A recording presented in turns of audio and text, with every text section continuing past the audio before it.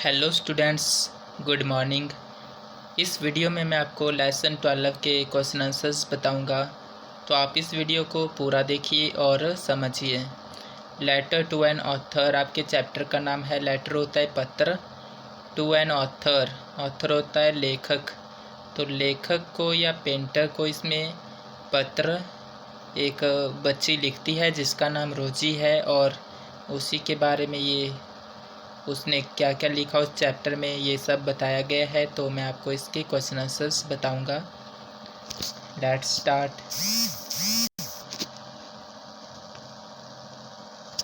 Put a टिक और a cross for each statement.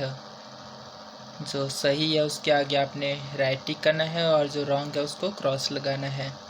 रोजी was in the 4th grade, number 1 है रोजी was in the 4th grade, this is right, so you have to put here right sign. Number 2, Mrs. Bector was Rosie's teacher, this is also right. Number 3, Rosie's mother was a dressmaker, रोजी की माँ dress maker थी, तो ये भी right option है, इसको भी राइट करना है। Number 4, Faith Ringgold was an American artist, this is also right option, you have to put here. Number 5, रोजी wrote a letter to Faith Ringgold, Rosie ने फेथ रिंगोल्ड को पत्र लिखा, ये भी सही है। Number 6, Faith Ringgold painted pictures on cloth, Faith Ringgold जो है वो कपड़ों पर पेंटिंग करता था, ये भी सही है, इसको राइट आपने साइन लगाना है यहाँ पे। Number 7, Faith Ringgold's drawings were called tankas, ये ऑल्सो राइट है, इसको भी राइट करना है। नंबर 8, रोजी had asthma when she was a little child, तो ये रॉन्ग ऑप्शन है, इसको आपने रॉन्ग लगाना है क्योंकि रोजी को अस्थमा नहीं था। फेथ रिंगोल्ड जब चाइल्ड था तो उसको अस्थमा की प्रॉब्लम थी, तो कई बार वो स्कूल नहीं जा पाई थी, इस कारण से ये रोजी को उसके टीचर बताते हैं। नेक्स्ट है choose the correct answer for each question. What did Faith Ringgold paint her pictures on, Faith Ringgold अपनी पिक्चर्स में अपनी पेंटिंग में क्या बनाती थी? राइट ऑप्शन है ऑन, किस पे बनाती थी? ऑन पीसीज ऑफ क्लॉथ, कपड़ों के टुकड़ों पर। नेक्स्ट है number 2, into what shape did faith stitches her paintings, faith अपने जो पेंटिंग्स थी होती है उनको किस में सिलती है, किस तरह से? Into the shape of a quilt, quilt होता है गद्दा टाइप, जो आपका गद्दा या चादर होती है बड़ी, उसमें उस तरह की शेप में वो अपनी पेंटिंग बनाती थी। Number 3, what was special about faith quilt paintings, उसकी जो क्विल्ट पेंटिंग थी उनमें क्या खास बात थी, स्पेशल क्या था? राइट ऑप्शन है दे टोल्ड इंटरेस्टिंग स्टोरीज, वो अपनी पेंटिंग में इंटरेस्टिंग मज़ेदार स्टोरीज कहानियाँ बनाती थी जो उसमें बताई जाती थी उस पेंटिंग में। नंबर 4, व्हाट इज़ टांका, टांका क्या था, क्या है? आंसर है अ पेंटिंग ऑन क्लोथ, कपड़े पर पेंटिंग को टांका कहा गया। Number 5, who was Mrs vector, Mrs vector कौन थी? तो राइट ऑप्शन है रोजीज टीचर, रोजी की टीचर थी। Number 6, why could Faith not go to school many a time, why could, could होता है शक्ति, ये पास्ट वाला है, सेकंड फॉर्म है कैन की, कुड, तो फेथ वाई क्यों, कुड फेथ नॉट, फेथ नहीं गो जा सकी, टू स्कूल, स्कूल क्यों नहीं जा सकी फेथ रिंगोल्ड, फैन मैनी अ टाइम, कई बार, तो इसका राइट जो आंसर है वो है सी हैड अस्थमा, तो फेथ को अस्थमा था, इस कारण से वो कई बार स्कूल नहीं जा पाई थी। नंबर 7, व्हाट डिड रोजी लाइक टू डू, रोजी को क्या करना पसंद है?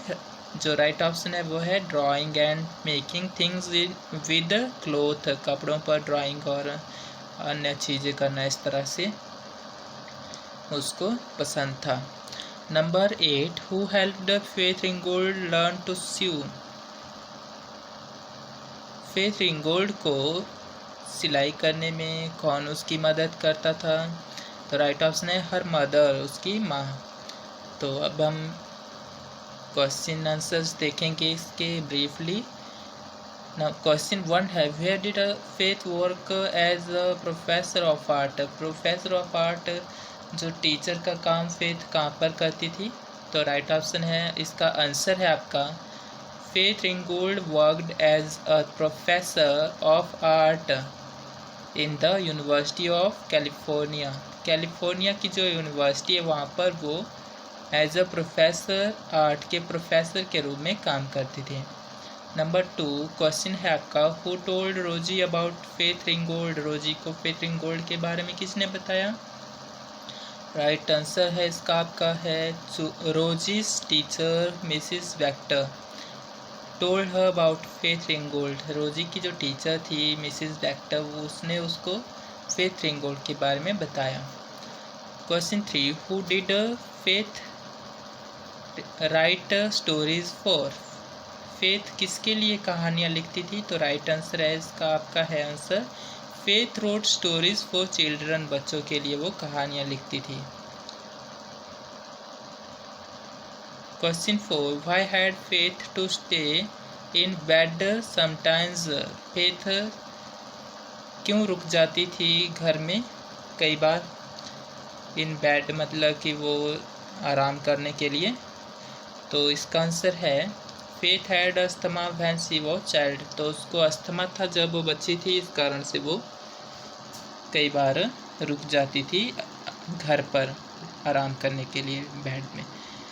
नंबर 5 क्वेश्चन है आपका, व्हाट इज पीसिंग और पैचिंग। पीसिंग और पैचिंग क्या है? तो इसका आंसर है process of joining strips, squares, triangles, hexagons और other shaped pieces of fabric by either hand or machine stitching into square blocks or other units।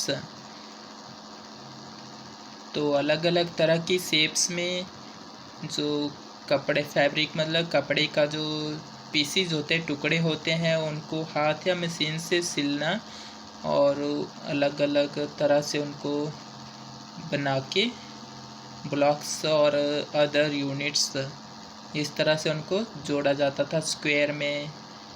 तो ये है इसका आंसर। इसे पीसिंग या स्टिचिंग कहा जाता है। कपड़े को सिलाई करके उसके अलग अलग शेप्स को, पीसीस को, टुकड़ों को जोड़कर पेंटिंग की जो फेथ या रोजी इस तरह की पेंटिंग बनाते हैं, तो उसको अलग अलग टुकड़ों को फिर इकट्ठा सिलकर उसको कहानी का रूप देना, ये सब पीसिंग और स्टिचिंग में इनके कहने का यही मतलब है। तो आप समझ गए होंगे इस आंसर को। नंबर 6 है, what are Faith's paintings called. Faith की पेंटिंग को क्या कहा जाता है? Answer Faith Ringgold's drawing were called tankas. तो उसकी पेंटिंग को टांकर्स कहते थे were called tankas. Number 7 question है, how is it easy to carry Faith's paintings.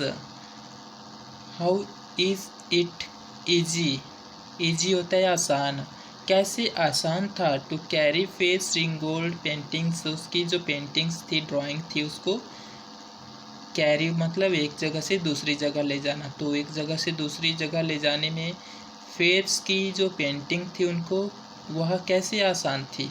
Answer है you can just roll them. आप उसको रोल करेंगे up and carry anywhere you like, और उसे कहीं भी ले जा सकते हैं। Question 8, what does Rosie want to do when she grows up. Rosie क्या करना चाहती है जब बड़ी होगी? वो इसका आंसर है Rosie wants to be like Faith when she grows up. Rosie wants to be like, Rosie बनना चाहती है फेथ की तरह, like Faith when she grows up, जब वो बड़ी होगी। तो ये है क्वेश्चन आंसर्स इस चैप्टर के। नेक्स्ट है आपकी poem look at the moon. इसके क्वेश्चन आंसर्स समझ लेते हैं साथ में। Find a suitable word for its blank. The moon looks like a lamp, यहाँ पर आप फिलअप करेंगे lamp, LAMP, lamp in the air. जो चांद है वो लैम्प की तरह दिख रहा है हवा में, आसमान में। Number 2, the small moon looked like अ, जो छोटा सा चांद होता है वो कैसा दिखता है, लाइक अ बो, BOW, बो होता है धनुष की तरह। जब चांद छोटा होता है अर्ध चंद्रमा तो वो धनुष की तरह दिखाई देता है। Number 3, the round moon looks like an, जो राउंड मतलब गोल जो चांद होता है, पूरा चांद होता है वो कैसा दिखता है, O की तरह या बिग जीरो की तरह। Number 4, the twinkling star looks like a little baby of the moon, जो चांद के साथ में छोटे छोटे तारे होते हैं, ट्विंकलिंग मतलब जगमगाते हुए कैसे लगते हैं, लाइक अ लिटल बेबी, छोटे छोटे बच्चे की तरह। Number 5, last week the moon was smaller, पिछला जो सप्ताह था तब मून छोटा था, स्मॉलर मतलब सबसे छोटा या बहुत छोटा। But now it was grown bigger, लेकिन अब एक सप्ताह बाद वो बिगर मतलब वो बड़ा हो गया। तो यहाँ पर कहने का मतलब ये है कि चांद आप जानते हो छोटा होता है, फिर धीरे धीरे वो बड़ा होता जाता है और फुल मून हो जाता है। तो यही जो प्रोसेस है ये इसमें लगभग 14 या 15 दिन लग जाते हैं। तो इस तरह से इसमें आपको बताया गया है। थैंक यू बच्चों इस वीडियो को देखने के लिए, और आप इसको बार बार देखिए और समझने की कोशिश करिए। बहुत ही आसान ढंग से मैंने बताने की आपको कोशिश की है।